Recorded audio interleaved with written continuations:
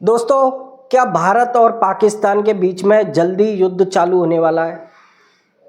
पूरे पूरे आसार लग रहे हैं। दूसरी तरफ ईरान, अमेरिका और इजराइल, इन तीनों के बीच में जो युद्ध चल रहा है, इसका अंत परमाणु हथियार से होने वाला है। क्या ईरान के ऊपर एक परमाणु हथियार गिरेगा और ईरान सरेंडर करेगा? आसार तो इसके भी पूरे पूरे लग रहे हैं। अब आपको बताऊं, हालांकि ये सारे जो चीज़ें हैं ये ऐसा क्यों है और मुझे क्यों लग रहा है, और आप लोगों को भी इसमें समझना चाहिए, लॉजिक समझना चाहिए कि आखिर ऐसा कैसे हो सकता है। देखो भाइयों, जो डोनाल्ड ट्रंप है, उन्होंने ईरान के ऊपर सारे साम दाम दंड भेद सारा कुछ अपना लिया, और ईरान, अगर माना जाए तो इस युद्ध में ईरान अभी तक बराबरी पर खड़ा हुआ है। जितना नुकसान अमेरिका को उतना ही नुकसान ईरान को। जितना ईरान में तबाही हो रही है, उतने ही अमेरिका के बेसेस उड़ाए जा रहे हैं, उतने ही इजराइल में मिसाइलें गिर रही हैं। अब ईरान ने जिस तरीके से अमेरिका और इजराइल ने मिलकर ईरान के एयर डिफेंस नाकाम करे या फोड़ दिए, उसी तरीके से ईरान की मिसाइलों ने भी धीरे धीरे अमेरिका के थार रेडार सिस्टम, या उसका जो कह लो आप बढ़िया से बढ़िया रेडार सिस्टम है, वो ख़त्म कर दिया है। अब ईरान नहीं चाहता कि इस युद्ध को अमेरिका की बातों में आकर युद्ध विराम कर ले, या फिर युद्ध को कुछ दिनों के लिए स्थगित कर ले, फिर अमेरिका अपनी पावर बढ़ा ले, या इजराइल अपनी तैयारी कर ले और उसके बाद में दोबारा अटैक कर ले। तो जो डोनाल्ड ट्रंप है, उन्होंने पहले, आपको याद होगा कि 5 दिन का समय दिया था ईरान को। अब वो समय 5 दिन और बढ़ा दिया था। उसके बाद में अब 48 घंटे का समय दे दिया है। 48 घंटे का समय ऐसे दिया है कि या तो अब ईरान समझ ले, और गाली गलौच पर उतर आया है भाई। अब वो वाली बात नहीं रह गई। अब किसानी बिल्ली कहते हैं ना कि खंबा नोचती है। मान जाओ बढ़वो, ये उसकी लैंग्वेज है। मान जाओ बढ़वो, सुधर जाओ, समझ जाओ कि मैं, अगर तुम नहीं मानोगे तो मैं तुम्हारे ब्रिज उड़ा दूंगा, मैं तुम्हारे रिफाइनरी ख़त्म कर दूंगा, मैं तुम्हारे पावर प्लांट को ख़त्म कर दूंगा। ये सारी बातें डोनाल्ड ट्रंप की तरफ से कही जा रही हैं, और पूरी दुनिया में मतलब इस लैंग्वेज की थुतू हो रही है कि यार, किस मुंह से ईरान तुमसे अगर डील भी करेगा तो किस मुंह से करेगा। तो जब भाइयों इतनी लैंग्वेज बिगड़ सकती है, तो आप सोच सकते हो क्या युद्ध को ख़त्म करने के लिए परमाणु हथियार का भी यूज हो सकता है। इसके अलावा ईरान को झुकाने का कोई एक तरीका नहीं लग रहा भाइयों। जो कुछ था, अमेरिका ने जितनी भी अपनी सुपरसोनिक, हाइपरसोनिक मिसाइलें कह लो, ईरान पर दाग ली। जितना भी कह लो, अब एक ऑप्शन बचा है मिलिट्री ऑप्शन का। अगर मिलिट्री ऑप्शन करता है तो अमेरिका के सैनिक मारे जाने का भी खतरा है। पता नहीं है, गोरिल्ला वॉरफेयर में जो ईरान की IRGC की सेना है, उसके सामने शायद अमेरिका की सेना को बड़ा नुकसान झेलना पड़े। तो ये भी ऑप्शन ख़त्म है। ऑप्शन एक ही बचता है, परमाणु हथियार।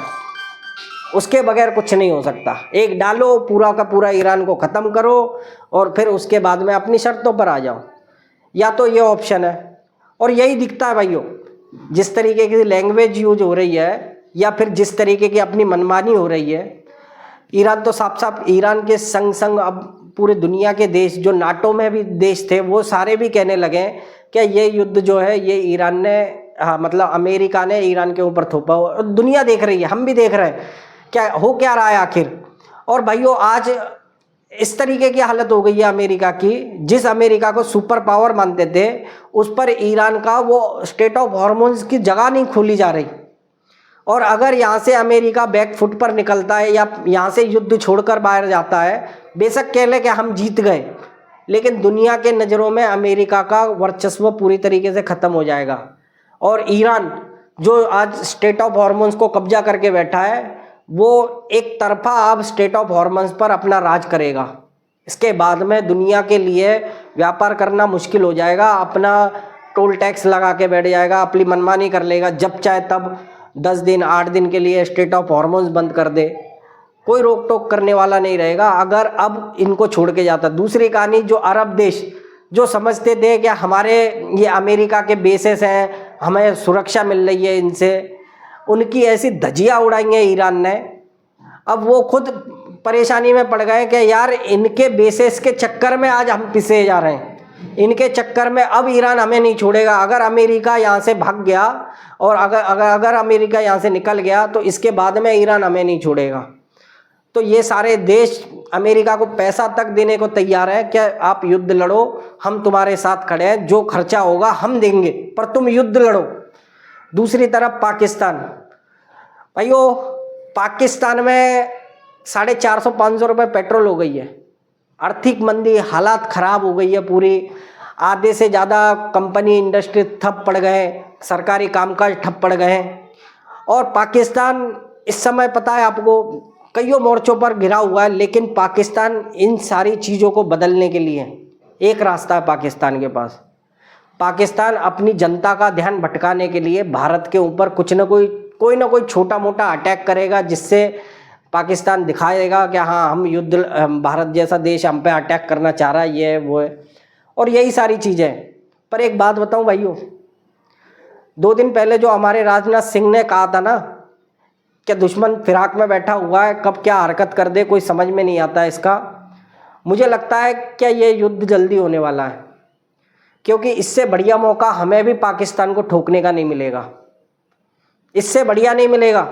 अमेरिका खुद ईरान में फंसा हुआ है और सब जानते हैं कि अगर हम पाकिस्तान से युद्ध करते तो अमेरिका ज़रूर इंटरफेयर करता। अगर अमेरिका वहाँ फंसा हुआ है, रूस खुलकर हमारे साथ खड़ा हुआ है, चाइना जैसा देश बैक फुट पर है क्योंकि वो व्यापारिक देश है, उसे कोई मतलब नहीं पाकिस्तान को ठोको मारो मरो, थोड़ा बहुत कर सकता है, चाइना इसमें इंटरफेयर नहीं करेगा। यही मौका है हमारे पास पीओके लेने का, सबसे बेहतरीन मौका है। तैयारी भी पूरी है, ऑपरेशन सिंदूर का पार्ट 2 भी हो सकता है। और जो ये आसार दिख रहे हैं, सेना प्रमुख इधर उधर मंदिरों में माथा टेकने जा रहे हैं, यानी कि युद्ध से पहले जो तैयारी होती हैं वही सारी चीज़ें दिख रही हैं। हमारे यहाँ मॉक ड्रिल हुई थी, आपने देखा था। और फिर ऊपर से पाकिस्तान का जो ख्वाजा आसिफ है, जो रक्षा मंत्री है, उसने बयान भी दे दिए कि हम ये कर सकते हैं, कोलकाता तक अटैक कर देंगे। दिल्ली तक की औकात नहीं, कोलकाता पे अटैक करेगा। और ये इसलिए कह रहा था कि वो बांग्लादेश को 2 F-17 जहाज़ दिए थे, आपको याद है थोड़ा जो हिंसा हुई थी, बांग्लादेश को 2 F-17 बेचे थे चाइना वाले, तो उनके दम पर ये कह रहा है कि कोलकाता पे अटैक कर देंगे, हल्के में ले रहा है। दूसरी बात, हमें बहुत ज़रूरी है जो पीओके हमारा जो हिस्सा है ना, वो अब हमें बहुत ज़रूरी है। और क्यों ज़रूरी है, इसका एक रीज़न है। हमें रशिया से जो ऑयल का, कच्चे तेल का जो व्यापार चलता है, उसको पाइपलाइन के थ्रू हमारे देश में लाना है। जो जहाज़ों के थ्रू आता है ना, उसमें खर्चा ज़्यादा लगता है। और रशिया का जो ऊपरी हिस्सा है वो बहुत सारे दिन, जो सर्दियों के समय तो वो पूरा जमा होता है, उसको बर्फ़ हटाने के लिए या जहाज़ों में बहुत ज़्यादा खर्चा आता है वो बर्फबारी को हटाने के लिए। तो रशिया चाहता है कि हम उसके तेल को फ़िल्टर करके पूरे दुनिया में बेचें, जिससे हमारा भी फ़ायदा, रशिया का भी फ़ायदा। उसके लिए एक पाइपलाइन बिछाना चाहता है जो कजाकिस्तान होते हुए, पीओके होते हुए हमारे देश में आए। एक दूसरा रास्ता भी है जो चाइना होकर आता है, लेकिन चाइना से हमें पता है कि चाइना हमें ये काम नहीं करने देगा। तो सीधी सी बात है, हमें अगर पीओके मिलता है तो हम उस पाइपलाइन को बिछा सकते हैं, जिससे गैस, पेट्रोल, डीजल की हमारे पास कोई कमी नहीं रहेगी और ख़र्चा भी कम, सस्ता तेल। तो ये सारी जो वजह है, इसी वजह से शायद लगता है मुझे, क्या जो रूस के अभी रक्षा मंत्री हैं जो हमारे यहाँ आए हुए हैं और अजित डोभाल से भी मुलाकात करी है, रक्षा मंत्री राजनाथ सिंह से मिले हैं, तो ये सारी चीज़ें मुझे आसार लग रहे हैं। दूसरी तरफ सबसे बड़ा मौका बता रहा हूँ मैं, क्या मौका है, इन्होंने जो अफगानिस्तान पर अटैक किया था ताइवान फिराक में, क्या कब पाकिस्तान को ठोके। उधर से ताइवान तैयार है, इधर से बलूचिस्तान तैयार है। बलूचिस्तान कहता है कि तुम बस शुरुआत कर दो, इंडिया वालों तुम केवल शुरुआत कर दो, बाकी हम काम कर देंगे, इसका ख़त्म कर देंगे। तो आप समझ सकते हो, इससे बढ़िया फ्रंट नहीं हो सकता। तीनों फ्रंट से पाकिस्तान घिरा हुआ है। तो मैं भी यही कहता हूँ, मुझे भी लगता है कि इस सब के चक्कर में पाकिस्तान इन सबसे पहले पिलेगा, इन सबसे पहले पाकिस्तान की ठुकाई होगी। आपको क्या लगता है, आप अपनी राय कमेंट करके बताना। और जो ईरान का वार है उसमें भी मैं बता देता हूँ आपको, इस वार को अगर पूरी तरीके से ख़त्म करना या ईरान को घुटनों पर लाने के लिए अमेरिका एक ही रास्ता अपना सकता है, वो है परमाणु हथियार। उसके बगैर अमेरिका ने चाहे जितना दम लगा ले, ईरान नहीं झुकता। मरने मारने पर उसकी सेना तैयार है। तो ये सारी बातें थी भाइयों। आपको वीडियो कैसी लगी आप कमेंट करके बताना, लाइक करना और चैनल पे नए आए हो तो सब्सक्राइब करना। जय हिंद भाइयों।